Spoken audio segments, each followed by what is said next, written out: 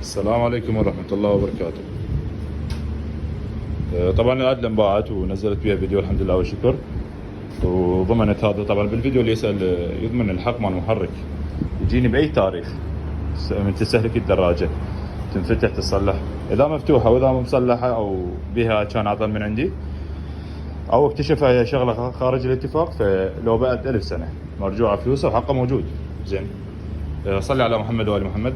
باعوا لي هاي القطعة من ناحية سوادات، من ناحية قشر، من ناحية محرك، برغم ما قشرها.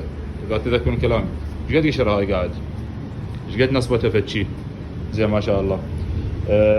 ما طق قشر ولا طق دشبول، طق هذا برغي صغير ما مفتوح بيه، عطل ما بيه. انا اقول لكم فسختها وسوسه كالعاده، هي والعدله.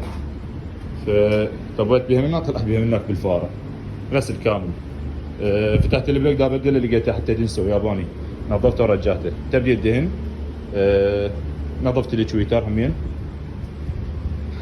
فهسه الدراجه كملت. بالمناسبه هاي تفيد كل منتسب، خاص ناس للمنتسب، طالب،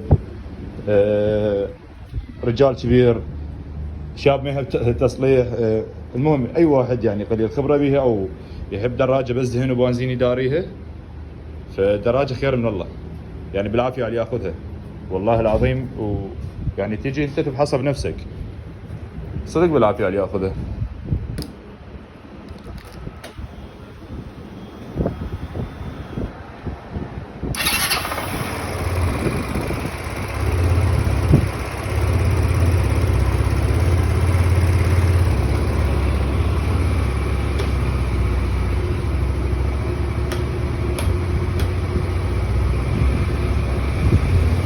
سكنها يجي هنا شاير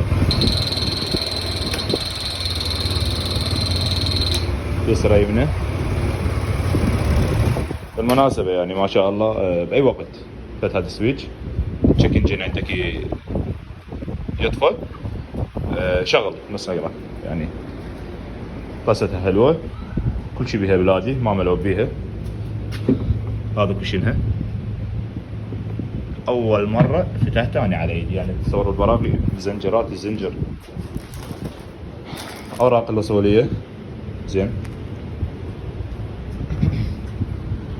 فتكمل هاي الموضوع، الفكره اللي انطرق علي، لان هواي دخلوا لي يا بريد دراجات مناسبه، حتى لو تاخذين قائمات بين بيجن تشتغلون، احنا نريد محرك مقفول من عندك.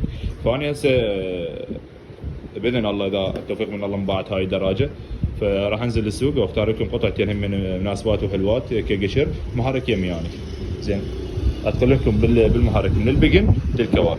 زين، واعرض المناسبات. هاي المناسبات حسبت 550 600 كحد اقصى 650. اعطيك كفاله محرك، انه كفاءته حلوه، جيب 1000 مصلح وياك وفحص. زين، الدراجه ارجع واقول ما تتفوت وبالعافيه على ياخذها. تحياتي للجميع.